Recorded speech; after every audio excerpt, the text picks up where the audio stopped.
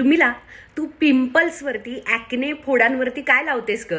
त्याचं उत्तर आहे या 4 गोष्टी. तुम्हाला दिसत असेल की बऱ्यापैकी चांगली स्किन आहे, सगळं छान चालू. आता व्हिडिओमध्ये ती एवढी छान नसेल कदाचित दिसणार, पण खऱ्या आयुष्यामध्ये भरपूर हेल्दी आहे, छान हायड्रेटेड आहे, सगळं चांगलं चाललंय.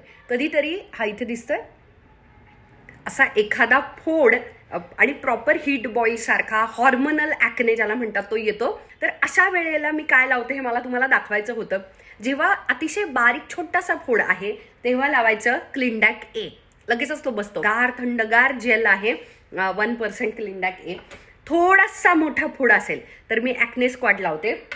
बऱ्यापैकी मोठा असेल, ओके, बऱ्यापैकी मोठा म्हणजे बॉईल सारखा, थोडा दुखतोय पण हीट बॉईल सारखा पेन होतोय हात लावल्यानंतर, तर हे डेरिवा CMS जबरदस्त आहे आणि झटपट घालवायचं आहे. मला शूटिंग आहे, मला कामं आहेत आणि स्पेशली त्याला ओपनिंग असेल विच इज रिअली नाईस. म्हणजे उदाहरणार्थ हा आपोआपच स्वतःहून धुताना, फेस वॉश करताना हा फुटला गेलेला आहे, तर त्याला ओपनिंग झालेलं आहे आता. तर मारिओ बदॉस्कीचं ड्राईंग लोशननं खूप खूप फायदा होतो.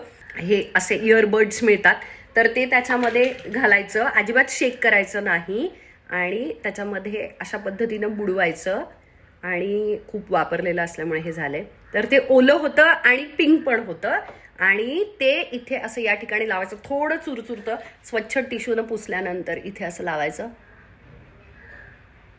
आणि त्यामुळे काय होतं, इतक्या पटापट फोड बसलेला मी माझ्या आयुष्यात बघितलेला नाही. आणि तुम्हाला माहिती आहे की मला सतत वेगवेगळ्या क्रीम्स, कारण मला कॉन्टेंट मी क्रिएटर असल्यामुळे वापरायचे असतात, खूप सारे त्वचेवरती कंटिन्युअसली प्रयोग होत असतात आणि शूटिंग असतं, त्याच्यामुळे लवकर प्रत्येक गोष्ट माझी लवकर भरून यावी यासाठी मी प्रयत्न करत असते.